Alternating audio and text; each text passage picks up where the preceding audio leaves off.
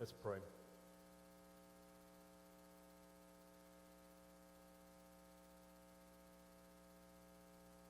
Lord, sometimes we can be so directed toward your grace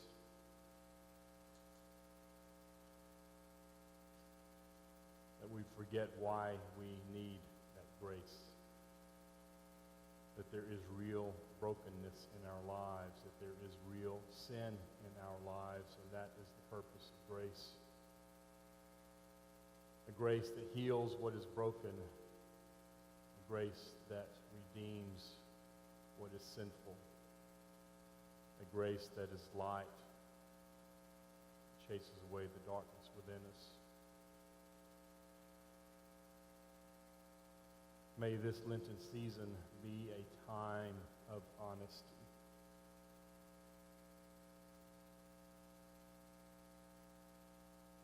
As we look into who we are, the truth,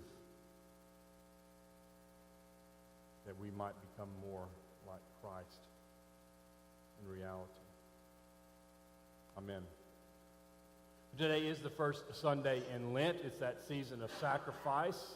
That season of giving up, as some of you have done, is also a season of sacrificially taking something new on, something that you may never have done before, some new act of sacrifice like a Lenten devotion that Jimmy was talking about earlier. So Lent is a season of repentance, a season of penitence. Penitence, a word which means to show sorrow, to show regret or remorse for one's wrongdoing. For Christians, penitence means being contrite for one's sin. So Lent, these 7 weeks between now and Easter, is the season for sacrifice and repentance, penitence and contrition. 45 calendar days between Ash Wednesday and Easter Sunday, and we subtract the 5 Sundays in Lent as mini Easters. So that we express a little bit of light and the promise of resurrection that's coming during our time of sacrifice. It's one of our liturgical seasons, and we shifted from the ordinary time that follows Christmas season, which was purple. We went into green, and you see now that we have gone back to the color purple for the season of Advent.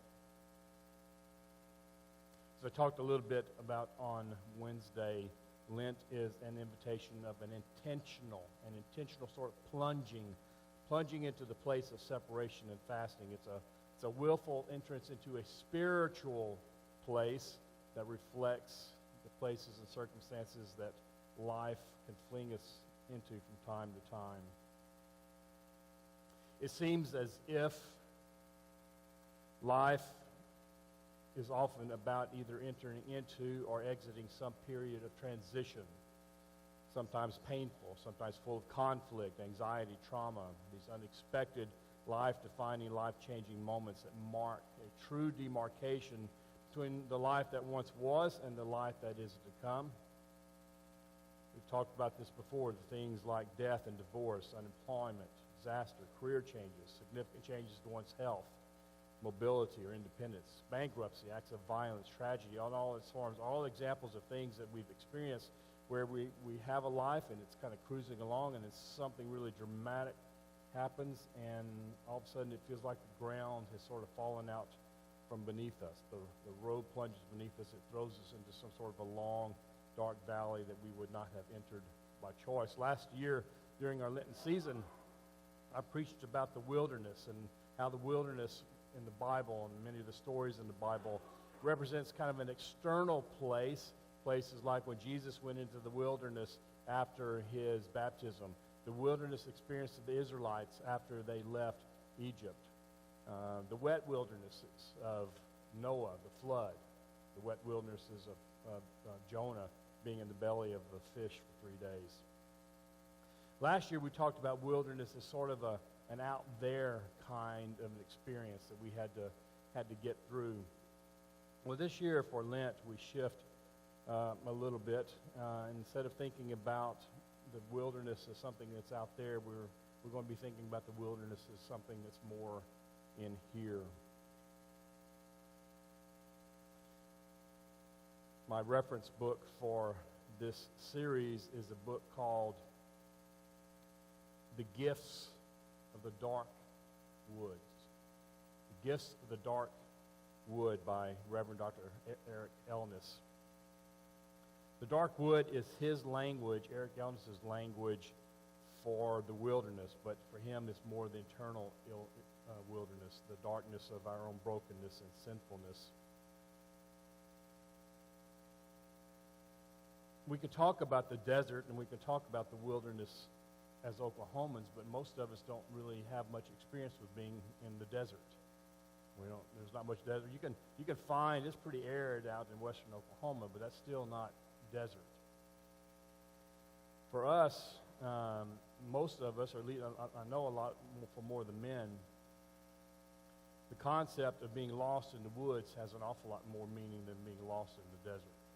Anyone who's ever hunted or has just gone on a long hike knows that the forest, especially the deep forest, the woods, kind of has its own life. And if you've ever been in the woods at night, it brings its own anxiety. In the desert, because there's not much out there, you can see a long way off. You can point to an horizon in the desert, and you can kind of generally walk in that direction. But when you're in the woods, I grew up just east of what was called the Piney Woods, the big thicket of East Texas. I grew up in an area where you couldn't see 12 feet because it's not just trees, it's all the underbrush and the growth. Big thicket. When you've been in the woods at night, you can't see very far. You can see about as far as the next tree, maybe the second tree beyond you, but there's no horizon. It feels really close, that dark wood. In the desert, you have some hope of seeing some threat that might be coming at you from a longer way off because your horizon is a little further. Not in the woods. Whatever is there that can get you can be right next to you and you not know it.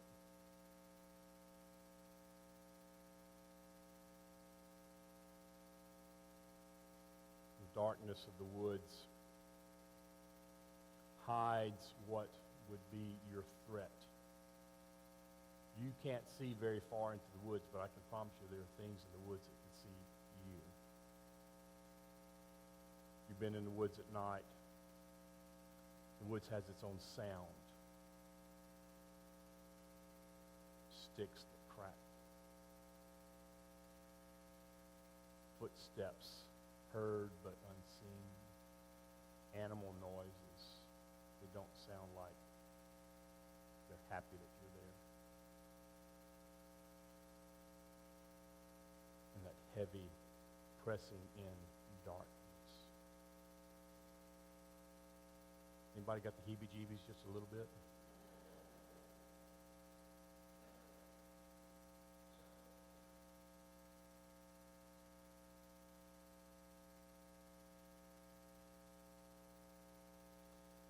The author of the book uses that feeling of being pressed in by the darkness. That's his way of talking about wilderness. The dark wood, the place of struggle, the interior struggle, the dark woods representing the lostness of his own soul and spirit due to his own brokenness and his own sinfulness. So Lent is a time in our faith journeys, and like any other, when we're called to confront that brokenness, to confront that darkness, to confront those places where sinfulness in us remains prominent. Our brokenness, our sinfulness lurks in the dark woods of our own souls. Eric Elnes writes that contrition is about finding the blessing of the irony of the wilderness, what he calls the blessing of the irony, the paradox of the wilderness. The irony, the paradox of the wilderness is this. He says, seeking God in the midst of your own dark woods is about finding your real place in the world at the very point in which you feel the furthest from God, is recognizing that even in the dark wood that there is a fierce beauty and an astonishing blessing that exists within the experience that most of us fear but none of us can avoid. Because what he says is that even in the darkest places of our darkest woods on the inside, where we feel the most empty, where we feel the most broken, where we feel the most distance between us and God, is in fact where most of us will discover God and know that God was already there waiting for us. We avoid the very place where God is waiting for us to heal. It says, ironically, it's the place of seeming death that we find ourselves in a place of aliveness many times, especially during periods of significant upheaval and transition. Those brief moments of awakening when something way down inside us leaps to attention and cries, home! Even though so much of the time we may feel far from home. When we feel far from home more than we imagine, sometimes we're closer than we think. The things that we call brokenness and sin that we feel put us at the most distance from God, paradoxically often puts us in a place where God is actually waiting there for us to heal us. And the thing that we avoid by going deeper into our own darkness to find its source so that it can be healed, God's waiting for us at that place. And we avoid that because the shame and the guilt that's part of that darkness that we carry with us. We don't want to go there. We want to just kind of block that off and wall that off and put it in a box somewhere back here so that we can't see and then nobody else can find it. As long as we block it off and hide it, we don't have to worry about it. But it's still there and it has an impact on us. There's a kind of a poisonous ooze that continues to sort of seep out of those dark places that we don't deal with. And we think that if we can hide it far enough away that somehow God won't know it, and neither will anybody else, but it always has a way.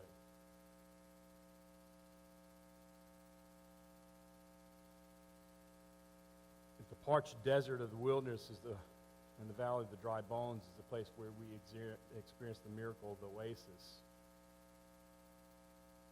If the parched desert of the wilderness and the valley of the dry bones is where the oasis rescues us in the midst of our great conflict, if the desert is where we find living water, then it is in the dark wood that we find the light of the world.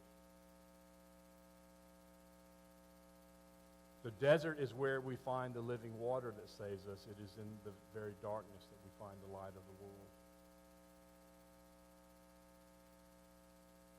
Season of Lent, if we take it seriously, we can find ourselves in the midst of our own lostness as we confront our own reality. In the season of Lent, if we take it seriously, we can drink of the living water to quench our thirst. In the season of Lent, if we take it seriously, we can eat of the bread of life to break our fast. In the season of Lent, if we take it seriously, we can let in the healing, freeing light of the world and let that into the darkness within us and try to hide.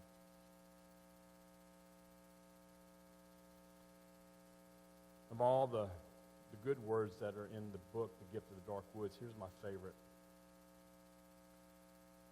It says he was reflecting on his list of accomplishments in his life, all the things that he was proud of. And he stated he was struck by the realization that nearly everything on my list was directly or indirectly the result of some failure or loss or disappointment that forced me to look at my situation differently, and it produced a creative result. What I initially experienced as loss, in hindsight, proved to be the loss of an old way of life that was in the process of giving way to something new. In hindsight, what he experienced, thought at first was loss, was just giving way and giving in to something new.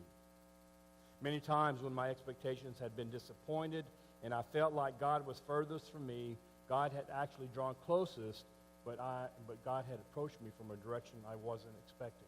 And that's the paradox of the dark woods. When all you can see is about this far around you, And we have patterns in our lives in which we say, every time that I have been in this place, God has come to me from this direction. Or God has come to me from this direction.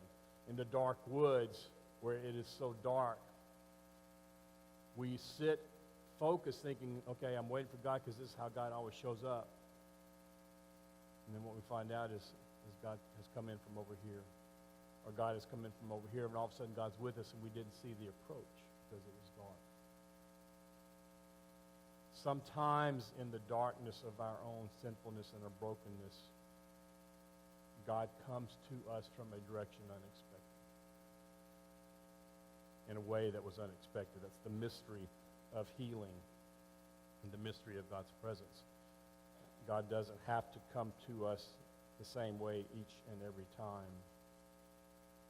That's the promise of Easter, that in the midst of sorrow and despair, we experience comfort and hope. In the midst of chaos, we experience creation. Most importantly of all, in the midst of death, we experience resurrection.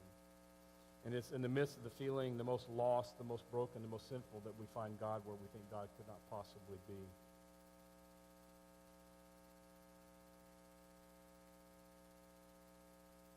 The season of Lent is not just a time of giving up an idle kind of sacrifice of something that we're really not going to miss.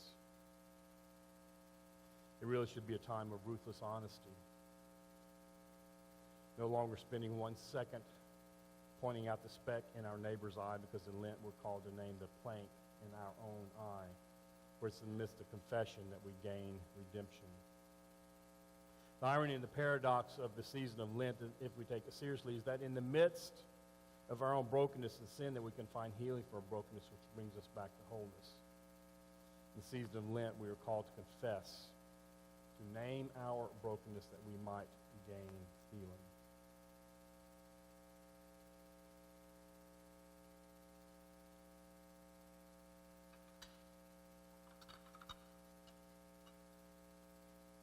When we're born with hearts that are beautiful.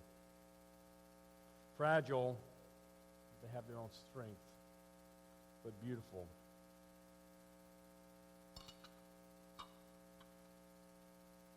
We're born whole and complete, unmarred by sin or brokenness. And we do our best to try to shelter that, protect that, tuck it away so it can't be harmed.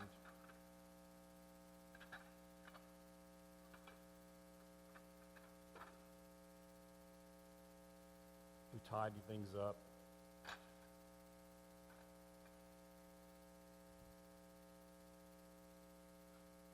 And then life happens.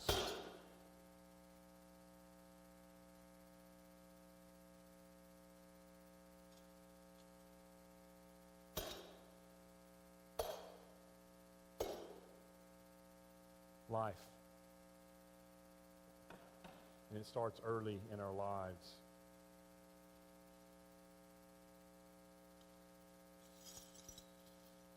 And all that was whole, and all that was pretty, and all that was complete is now shattered.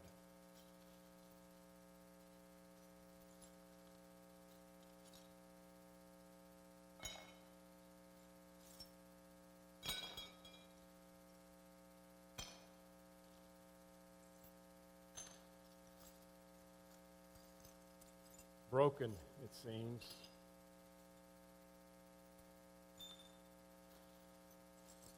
Beyond repair. We see values associated with some of that brokenness. Wrath.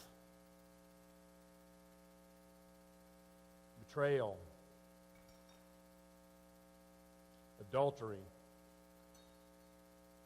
Jealousy, lust, the brokenness of grief, sloth, laziness.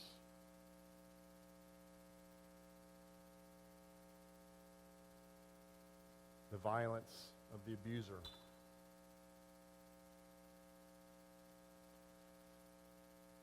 brokenness, the shatteredness of our lives, shattered by anger, by unforgiveness of self, of others, forgiveness of God, the shame that we carry.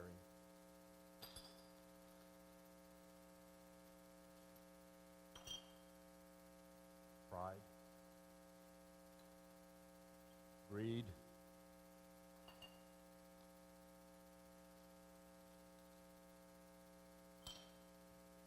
guilt,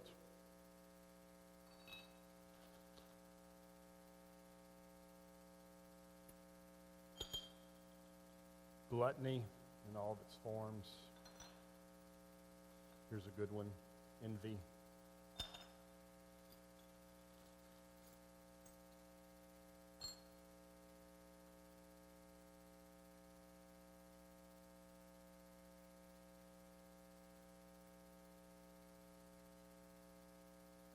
And for everyone who is an abuser, there is always the brokenness of the one who's been abused.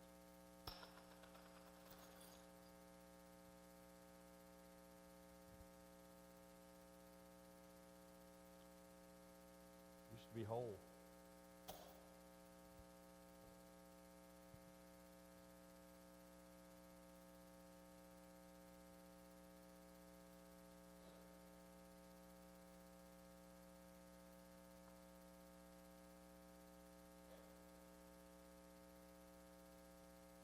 Today I invite you into a hard time of prayer, which is over the next week reflecting on what is that big thing in you. What is that great wound or that great sin in you? Lent is a time of confession. We don't do that much in the Methodist Church, but we're going to do it next week in a simple, private way. At the end of the service today, after you come for communion, I would invite you to take one of these broken shards with you. Pray over it. It's sharp, be careful. Next Sunday during our worship time, during our preaching time, I will have baskets here that will have covers on them, and we're going to have an opportunity to come forward and bring and name our brokenness before God. Add it to the basket. No one will see it, but each week I will pray over that basket. Pray over the brokenness and the woundedness and the sinfulness that you name before you. And over the course of Lent, asking you to pray for yourself, for the things that you may have named. And as we are intentional about inviting God's light in, we will see what perhaps even 6 or 7 weeks can do, the presence of God's healing for you. We opened the chapter, the service today, by reading about the fall from grace. And further back in Ecclesiastes, we hear a reminder that there is a time for everything. There's a time to be broken. Then at the end of Ecclesiastes 3, we hear these words, there's a time for everything, a season for every activity in heaven. There's a season for giving up, the season of taking on, the season of fasting, the season of sacrifice, the season of confession. Lent being the season of penitence, remorse, and contrition. But Ecclesiastes 3 ends with these words that God makes everything beautiful in its time. And the things that are broken in us, the way that grace works is to bring that back to a place where it's been restored and redeemed and healed. And what was broken can be made beautiful. And sometimes the way that God heals and makes beautiful, it is in fact more beautiful from the healing than it was when it started. Broken yet beautiful. I hope that you'll take it seriously. I preached this sermon series at Verdigris a couple of years ago. I was amazed at how seriously the church took it. At the end of after Easter, after I had prayed, and others, we had a Wednesday night service, and we prayed and every Wednesday night we prayed. Others would gather around those baskets and pray. Maybe there's a way of praying for those baskets over our service Sundays. But at the end, as I gathered those up and finally read them, there was some dark sin confessed. Words that I did not expect to see there. Don't know who wrote them. But there were some folks carrying some things darker than I could have imagined. But at the end, late one night, I had all of those pieces in a large plastic bag, and I stopped on the middle of a bridge. And I took that bag of all of those broken shards with all of those named sins, and I threw it to the bottom of the river. I couldn't get to an ocean, but I got it to a place as deep as I could get. Somewhere over time, as that bag breaks up and the sands wash by, all of that will be erased, and none will ever know. Occasional, maybe 100 years from now, occasional piece of some weird broken pottery will wash up, and nobody will have any idea what it represented.